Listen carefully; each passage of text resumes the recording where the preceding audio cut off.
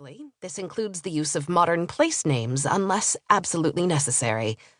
Also, the Middle Ages ended in the 1520s, and I am unassailably correct about this.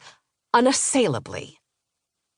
All of this is to say that the Middle Ages are the best ages, and I've done my best to pass on my love to you. Capitulum infodumpium. 1,000 years and a hemisphere. The medieval world had 1,000 years and half the planet's worth of other people you could have been. You could have been Margareta Beutler. After her wealthy husband's untimely death, Beutler donated all her money to the poor and journeyed around southwest Germany for 5 years, funded by those who donated money to her instead of to the poor. During her travels, she was probably preaching, in an age when Christian women were not allowed to preach or teach religion in public. Until, that is, she was arrested in Marburg for being an evil thief and sentenced to death by drowning. Understandably, Beutler preferred to make some powerful friends who found her a spot in a monastery instead, after which she went on to lead several monasteries of her own. Or you could have been Pietro Rombulo, the Arab Italian merchant who moved to Ethiopia, started a family, became the king's ambassador to Italy, and possibly India, and befriended an Ethiopian Italian servant and a bishop.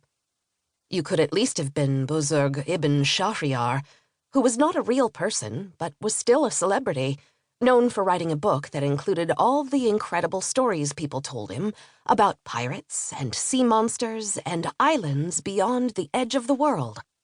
Nope. You're just you. You get to live in this village 14 miles from the nearest market town and 1,400 miles from a town that doesn't need air quotes to merit the name.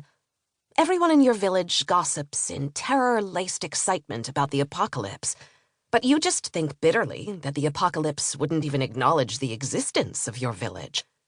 So when a mysterious stranger rides into town just before sundown, covered in dust because only the main roads are paved, shouting and waving a codex, you're finally excited. Even better, that stranger is looking for you. Of course they're looking for you. You're the hero of the tale.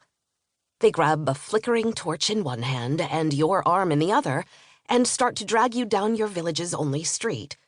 You're scared, but you heroically rise to the challenge and go along. Of course, you have to walk pretty far to find a private spot, since peasants in your region live in village hubs surrounded by farmland. Finally, the stranger spots some mud and spreads their cloak happily over it. As you both settle in, they hold the book out to you. "Oh, I won't be able to understand this," you say. The stranger shrugs. "That's all right.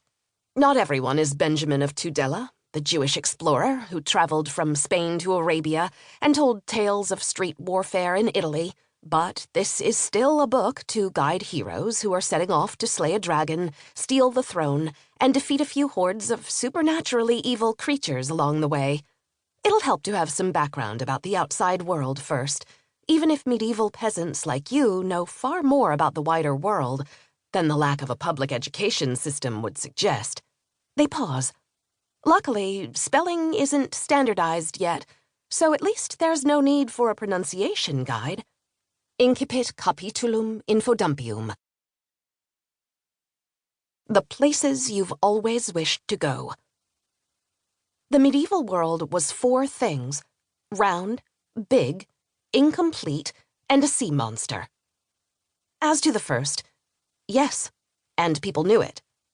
As to the other 3, in terms both geographic and painfully metaphorical, the medieval world was a hydra swimming in the Mediterranean Sea, its arms curling around the 3 continents, Asia, Europe, and Africa.